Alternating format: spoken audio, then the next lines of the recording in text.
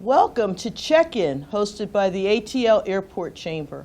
I'm Carmen Lita Scott, President and CEO of the ATL Airport Chamber.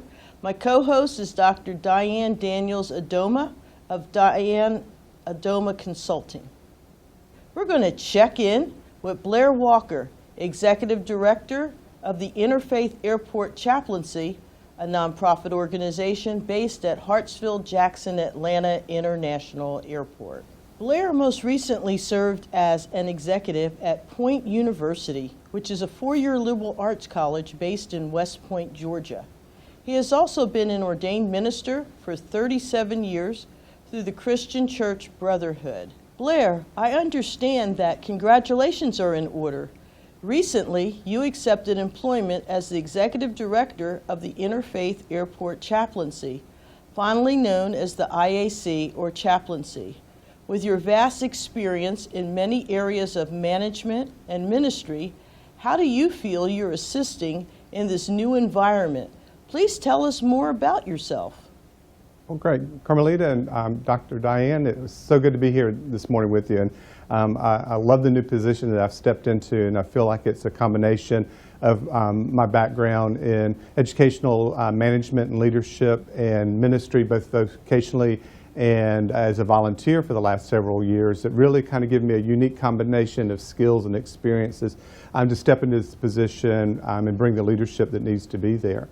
So yeah, I look back and look at so many things that I've experienced and worked through in the last few years, and it's really what equips me to step into this position and bring some fresh leadership and unique leadership. One of the things I feel like best prepared me for this position was the last 10 years we've worked with a program that started out as a degree completion program for adult students that had not finished their college degrees, and they were coming back to finish and do the work to finish that. And that merged into a degree program, and then it moved into in-seat and online. But these were the most diverse students I'd ever worked with. They were adult students that were working, raising families, doing life, and really came from all different socioeconomic backgrounds, all walks of life. And in that group, we really began to learn how to meet needs that were diverse, to be challenged together, to work together for a common goal, and just the excitement of seeing somebody complete something they had started many years ago was a thrill for me. And I feel like that really prepared me for the uniqueness of meeting 200,000 to 300,000 different people a day that are coming through the Atlanta airport, and then the 68,000 employees that we work with and do life with on a daily basis there at the airport. Well, thank you. I'll turn it over to Dr. Adoma. Congratulations again, Blair. Yeah. So what role does the IAC have at Hartsfield Airport?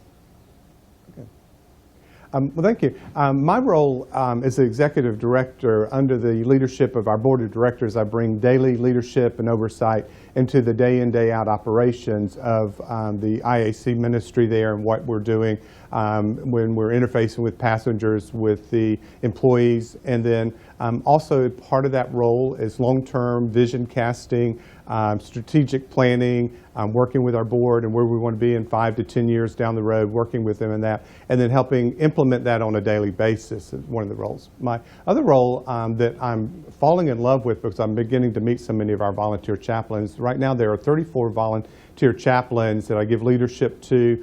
We oversee their training, the implementation of the process of bringing them on board, watching them find their unique niche in their role in the airport. And then also I get to interface with the community, with all the entities that make up the unique complex of the Atlanta Hartsfield Airport, and I get to interface with all those different groups. And so it's a very diverse position. It's different every day. It's challenging some days, it's fun some days, it's frustrating some days, and some days it's all of those in the same day. But that is my unique role as the leader there. Well, that sounds very exciting. You know, it's my understanding that there is an honor guard population in the airport. Explain the role of the honor guard and the role of the IAC with this very prestigious group. Okay, so maybe we need to back up. Because you missed it. That's yeah, I missed that. I think we probably did those two questions. In my mind, those were two separate questions, what my role was and then what the role of the IAC is. So let's back up to her question. Repeat the question, Okay. then as you've worded it, because I've in my head we were going two different directions. Yeah. When she asked the question, pause for a second. Okay. Okay. So what role does the IAC have at Hartsville Airport? Let me say, cut. What role does the IAC have at Hartsville-Jackson Airport? Great question. The IAC is really one of the best kept secrets in the city of Atlanta for what's going on through the IAC and its interface with the airport.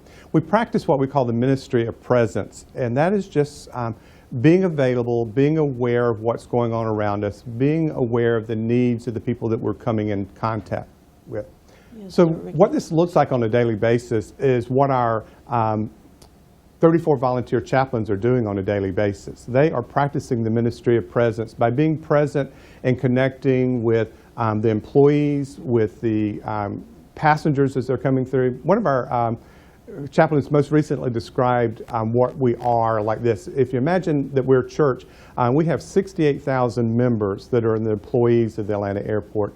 And then as a congregation, we're having 200,000 to 300,000 visitors a day coming through.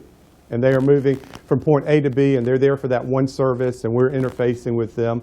But the depth of the ministry really takes place in their interaction with the employees. So we are there on a mission to begin to address and meet the needs, the spiritual needs, the emotional needs, the physical needs, the welfare of both the passengers and the employees at the Atlanta Hartsville Airport. And each volunteer chaplain begins to do that in a unique way. Some of our chaplains are ordained ministers from different denominations and different faiths, and they offer services that take place in one of our 3 chapels, anything from a Catholic service and a Mass to confession, to Islamic services, to Jewish services, to Protestant services. And it's beautiful, the ability for them to come in and begin to build a small congregation, whether it's that person passing through one time or it's employees, that this has become their church home because they're working on Sundays or Wednesdays. Other ministers or our other chaplains are just walking through the concourses with the sense of looking for people in need. And in the middle of the chaos, they become that calming presence. And it may be just because we have a lanyard on, somebody sees them and they're asking for directions to the next concourse or to the next gate. But they're able to take a deep breath and just be calm with this person in that presence and in that moment, and give them the gate direction, give them the direction they're needing, and then just say, you know, I'm also a chaplain. Is there something else I can help you with? And just open up those doors for opportunities there. We play a real role in safety. Our chaplains are trained in the awareness of sex trafficking, and we've been able to intervene there. We've been instrumental in domestic violence situations in the airport, working with runaways, working with passengers that have been stranded for many reasons, that they've been stranded, getting them connected, finding resources for them. There's a large indigent population that comes through the airport, and we're able to interface with them and connect them with Hope Atlanta and other resources in the Atlanta area. So it's a very broad area of ministry, and a very unique and beautiful ministry that we are available and are doing on a regular basis there. Blair, that is really a big job. Explain the Honor Guard and the role of the IAC with this prestigious group. Well, now the Honor Guard is a beautiful part of what we're able to do. There's a whole group of our volunteer chaplains that's their niche area. They are volunteering for that. And Delta and Brian McCullum do an amazing job in honoring the fallen soldiers and the fallen veterans that are coming through the airport, whether they are transporting those remains with the family or they're just coming through by themselves and moving to the next place. Delta does a great job because they've got an amazing setup. There is a transport system for that casket that gives honor to that veteran or to that fallen soldier. There's a procedure that they all go through to where the plane is not unboarded till that body is brought off, and gives real honor and dignity and honor to who that person was and what they represented. Oftentimes, we are able to minister to the families that are traveling together with that body, with the escort that's coming with them. And then there's the military honor that's there with the flag that represents the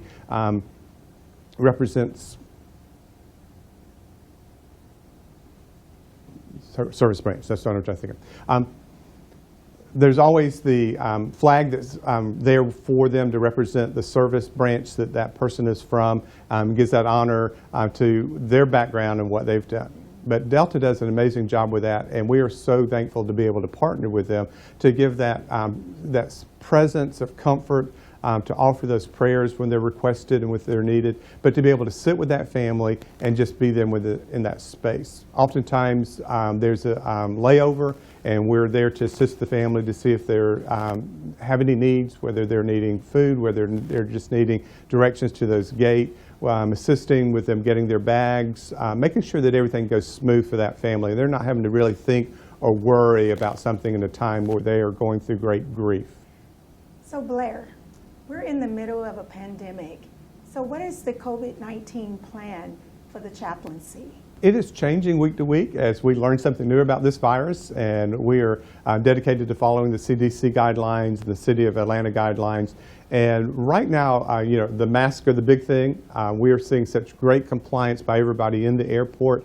You know, if you walk in without a mask, you are definitely in the minority there. I think we're probably seeing about a 99% compliance with the mask. Now, the mask is the thing that's the hardest thing, because if you're trying to make eye contact with somebody, kind of sense their facial features to see what they're feeling, we're kind of struggling with that. You know, trying to smile at somebody behind that mask. So we're really learning a lot about looking at somebody's eyes, making that eye contact, staying with that contact with the eyes a little bit longer. So that's part of our COVID plan, is how do we communicate and connect wearing a mask? But we're also aware of how the virus is spread. We are conscious of our sanitizing our chapel areas, our office areas, you know, making sure that all of our volunteer chaplains have the equipment that they need to be able to do their roles in the safest place possible with that. And what we are talking to our chaplains about as we kind of look at what the new norm is going to be for us, how do we open back up? How do we begin to offer services for larger groups? And we've come up with this mantra of launch, learn, and adjust. We will slowly launch something and start back in with this area. We will learn what's going on, how that's working, how that's not working in this space. We will learn with what we're learning about this virus as we learn more about how it's transmitted, how it is spread, and then we will adjust our programs as we need to, whether we're able to move forward with something or we need to slow it down and back up. So we're trying to be very flexible and stay educated on this, and then keep everybody informed, you know, on exactly what's going on with us. Blair, education is key, especially when it comes to COVID-19. How has the COVID-19 pandemic affected your ability to obtain sponsorship sources for the chaplaincy? Good question.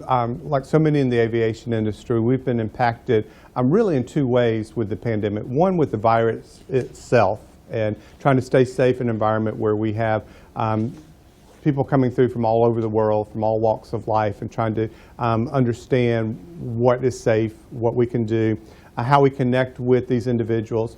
We are impacted also by our volunteer chaplains, and so many of them are needing to stay quarantined and stay safe, you know, for their health. And so we're learning new ways of engaging and connecting in areas of ministry that have been so one-on-one and so personal.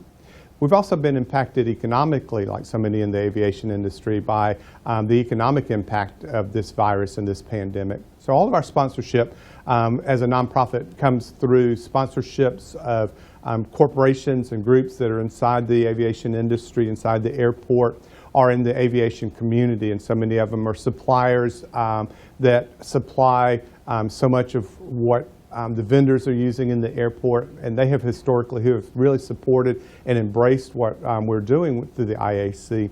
And so they are hurting, which limits what they're able to do with us. So we are definitely in that place of being impacted by the lack of funds coming in right now. So Blair, considering the pandemic, how are you building relationships with the essential workers in the airport and other employee groups? Well, coming in when I did June 1st and we were just beginning to open out back up has really given me a unique opportunity to connect with more people than I probably would have been able to if we still had the full 200,000 people coming through a day.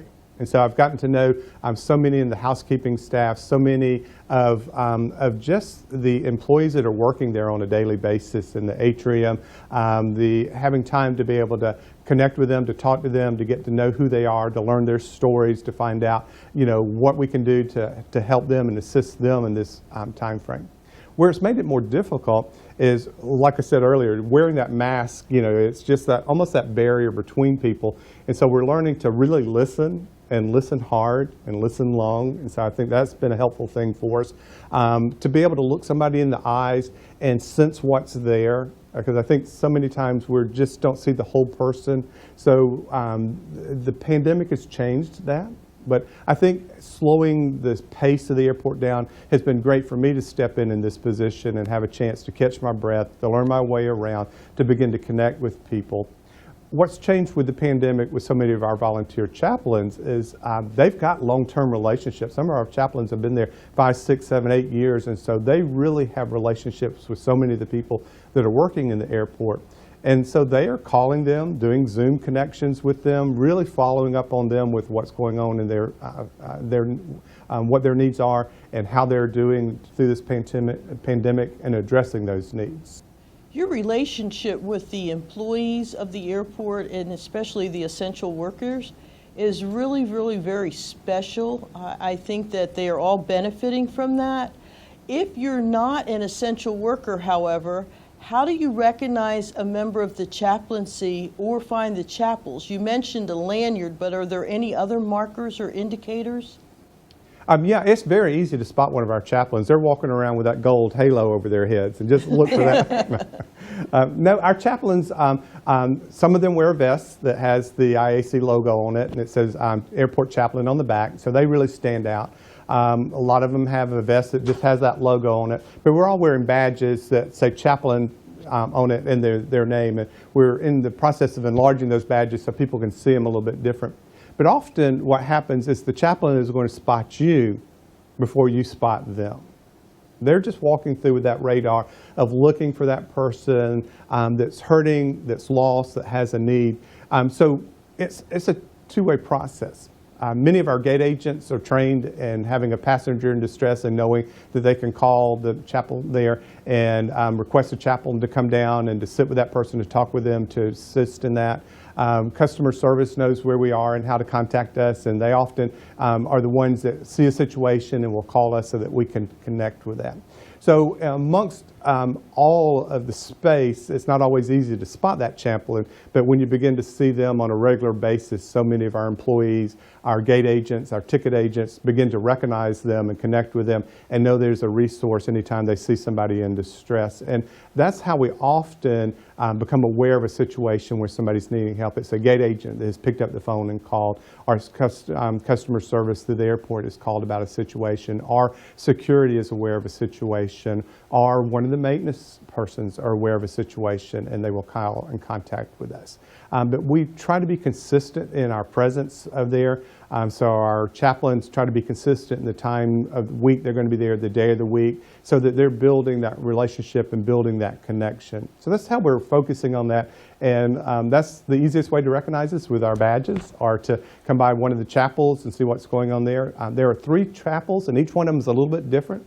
In the main atrium, we have the Barbara Lewis King Interfaith Chapel there. And that's our newest chapel. Well, it's not our newest. It's been there since 1980, but it's the newest remodeled chapel. And it's a beautiful facility there where we're able to offer services. That's where our offices are located. So our offices are there and our meeting space is there. On the econ course, we have a chapel that's there, and it is right in behind the Dr. King display there. So if you're reading the artifacts there and reading the history there, just step around the corner and you'll see our chapel there. And then on the international concourse, we have our international chapel, and it's up on the 2nd floor, and it's a beautiful facility there. But the chapels are such a unique place here in Atlanta, because there's nowhere else in the city of Atlanta or in the state of Georgia where we're sharing sacred space in an interfaith way. And what I mean by that is we'll have a space that we may be preparing for Catholic Mass, and it's right at the same time of the Islamic prayer time. And we may have an Islamic family praying in one area of the space while our father is preparing to perform Mass. And there's nowhere else in Atlanta where we're sharing that sacred space, and it's a beautiful thing when you see that happen together. This past Sunday, I was able to participate in just a non-denominational service in our main chapel. And on Monday morning, we had a group of rabbis in training coming through, and they had contacted us, and they wanted to use the space for their morning prayers. And so we ended up with a large group of young rabbis, with some rabbis from here in Atlanta, and they had a prayer service with the full head wraps, and it was a beautiful service. But there's nowhere else in Atlanta where we're sharing that sacred space. And so that's what's going on in our chapels. They are always open and available for that passenger that just needs a quiet space to get away and reflect and to have a quiet time sitting there. They're open for prayers. Our Muslim brothers and sisters are aware of that, and they're using that space to come in and pray and have that quiet place to do their prayers throughout the day. So that's what's going on with our chapels. Now, we have organized service times, and it's not as regular as it was before the pandemic, but we announced that we're having these services to the general public, and it's just beautiful who shows up. And like I said earlier, there are a lot of the employees in the airport that has become their church home, and those volunteer chaplains have become their ministers and their spiritual guides with that. But we always end up with that passenger that just has that layover. And Father Drummond was speaking this week to me, and he goes, I have that unique opportunity of reconnecting people to the church. And he said, you know, what happens often, especially in the international chapel, somebody has a long layover, and he comes in on Sunday afternoon and performs that Mass. And he goes, he will often have somebody join him and go, you know, I haven't been to church in 20 or 30 years, and I heard that announcement, and it was just a great time for me to reconnect. And so that's the unique things that's going on with the chapel facilities there. But they're open all the time for just that quiet reflection, a place to sit down and have a quiet peace in the chaos that's going on around people. So keeping the pandemic in mind, and many companies now are operating in a remote environment via digital technology. How are you using this modern technology in the chaplaincy programs? Well, it's really helped us step into the 21st century in what we're doing in so many of our churches really around the world now. Who would have thought so many of our churches would be broadcasting their services and connecting from Zoom and sitting at home watching those services? And we have embraced that fully here. We're meeting with our chaplains via Zoom. We are doing some of our training virtually. But in our chapels, what we'll have in the next week is for a passenger to be able to sit down in that chapel and scan a QR code. And if you're needing a devotion on comfort or grief or encouragement, they will be able to scan that QR code and through a YouTube video be able to hear that message or that prayer or that connection with a chaplain that may be from their faith or their denomination or just on the topic that they're needing some assistance with. Our chaplains are about to be on call for prayers. We'll have a Google number where our chaplains will be able to sign up for a block of time, and if there's a passenger that's just needing to speak with someone about a prayer issue or just have a prayer of comfort or safety or security, they'll be able to do that. So we're embracing the modern technology and using it to minister in ways that really allow us to do it 24/7. It allows us to connect with people in ways that we have not been able to before and in a more consistent way, because there'll always be the availability of having a face-to-face interaction with a chaplain through a Zoom through a recorded video of a devotion at any time and not just waiting for that service to take place. So we have challenged our chaplains to step up to the plate to record these videos, to share some of those things, and then how can we conduct a service that may be pre-recorded and they can engage with that service as it goes through, or some of the things that we're looking at. Our chaplains are also staying connected through email and through video calls and through Zoom connections with the employees that are in the airport that they've built relationships with. So they're using that technology to minister when they're not able to come into that space and be with that person. So we're excited about doing that. Change is hard, but the pandemic has brought us past that pain threshold of doing new things in new ways and in creative ways that really would have taken a lot longer to have implemented before.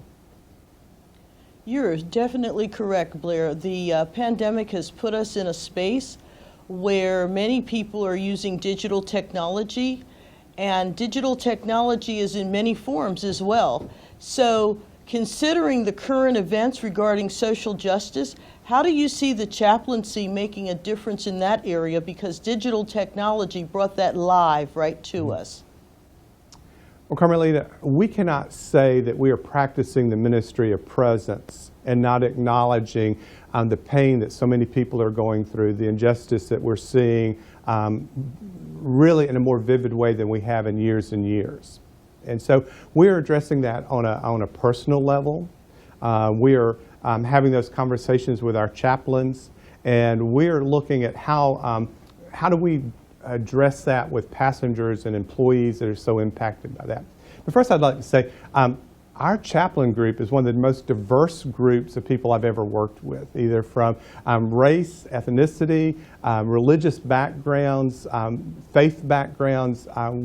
Our chaplaincy program is what we want the city of Atlanta to look like, and just the diversity and people working together that are coming from all walks of life. And so I think that equips them to be even more sensitive when they practice that ministry of presence, of how do we enter into space with someone that's hurting because of just racial injustice, because of pain, because of just the slights that we may not even been aware of before. I grew up in the late 60s and early 70s and really lived life as it changed literally in the little town that I grew up in. My town in Berkeley, Moncks Corner, South Carolina, in Berkeley County, was one of the last school systems desegregated in the South.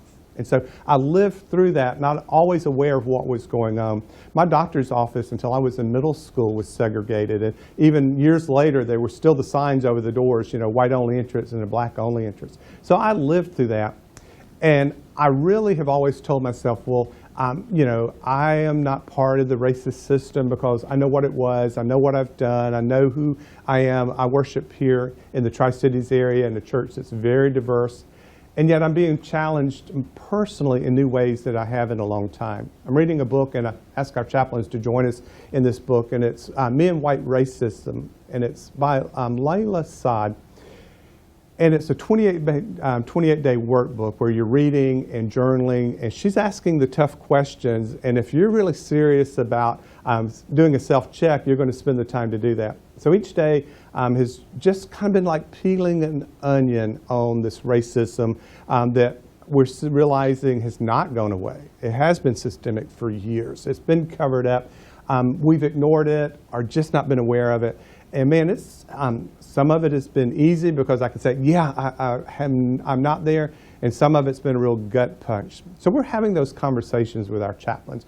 We are saying that as the IAC, if we are representing all of humanity, then we've got to have those conversations. We've got to be involved in that. And so as we move forward, I'm not sure what it's going to look like, but we're definitely addressing that and moving forward with it. One of the former chaplains, Chester Cook, talked about the IAC ministry being the tool for world peace. And he described the chapel that sits at the crossroads of the world as all of humanity is coming through the Atlanta airport. And so world peace is going to come through that recognition of humanity and what we all have in common. And he said that travel does that for us. And I read that early on when I was researching what this job was, and I thought, you know, I could work for world peace, and I could do that every day, and I would love to do that even for free. Now, don't tell the board that, but when you look at what's going on in the Atlanta airport and all the world is coming through, and when we look at individuals and see the humanity that brings us in that common place, what we have in common, then I'm able to address the injustices of humanity. And that's what we're working towards. And I invite just anybody that's interested in doing that, contact us. I'm in a book club that's working through that. I'm asking our team to be honest with me where I'm store blind to it, where we're seeing a need. Let's have real conversations and address that. So yes, we cannot do what we're saying we're doing on a daily basis of practicing that ministry of presence and not being present in what's going on now and showing up for it. So if you could give our young people one piece of positive advice that would encourage them, that would motivate them and help them to navigate throughout COVID-19, what would that advice be? I think my advice to them right now is to be aware of the historical impact that our young generation can have right now. We are at a time with the pandemic, with the social injustice, with everything that's going on. You don't want to be sitting on the sidelines. You want to be able to tell your children and grandchildren what you did during this time period, how you had an impact. I think our teens and young 20s right now have more of a larger opportunity to impact change than we've seen in the last 20 years. Social media is doing that. Being able to connect with real change in our communities, with real change in our homes and our personal lives. So I would just tell them, don't be sitting on the sidelines during this point in history. Get involved in some strong and powerful ways. Find somewhere to volunteer for. Find ways that you can make change in your schools, in your communities, in your homes, and your civic organizations, and take this opportunity to get out there and do that. If you could tell our audience anything about the Interfaith Airport Chaplaincy, what would that be? What is that one thing that when you walk away, you're going to say, I should have told them that? So we're giving you the opportunity to tell us now. Wow, really two things. It is probably the most unique thing that I've been involved with, and its impact on a global basis. You know, we are the chapel sitting at the crossroads of the world. And so to think that I can express kindness or touch a life here in Atlanta today, and they may be on the other side of the world tomorrow, and they're in a situation where they're stressed, or all of a sudden they go, oh, I need to pass that kindness forward, and to be able to do that. It's also that unique ministry of showing hospitality. All sacred writings, no matter your religious or faith background, all of them have passages where we're called to practice hospitality, to practice kindness, to take care of the strangers that are among us. And so we're getting to do that on a daily basis. Our religious background, of course, is the New Testament and Old Testament. And there's a parable that talks about the shepherd that had 100 sheep. And he gets to the end of the day, and he counts those 100 sheep, and he's one short. He's at 99 sheep. And he's not content to sit and go, well, I've got this many with us, I'm not going to worry about that one sheep. The parable tells us that he goes off into the wilderness to look for that one sheep that's out there lost. And he's looking, and he's listening, and he's finding that sheep, and he's bringing them back, and that's that celebration. And that's what we're doing on a daily basis. We are out there amongst a large group of people, and because we're practicing that ministry of presence, it's just making us more aware of that person that's hurting, that's lost, that needs a connection. And so we've got that ministry of finding that lost sheep, that one that we're making that connection with and that we're impacting. And so I love that idea. We're seeing that on a daily basis. We are involved in people's lives on a daily basis, that we're just seeing great things happen because we were aware, we were present, we were in the right time, at the right place, because of our unique backgrounds, our unique connections. And they're just amazing stories that our chaplains can tell. We could do a whole session on the stories of those connections. But we're being used on a daily basis. I'd love to invite you to come and participate in what we're doing. If you're interested in knowing more about what our volunteer chaplains are and who they are and what they do. They are from all walks of life, not just ordained ministry, but volunteer ministers.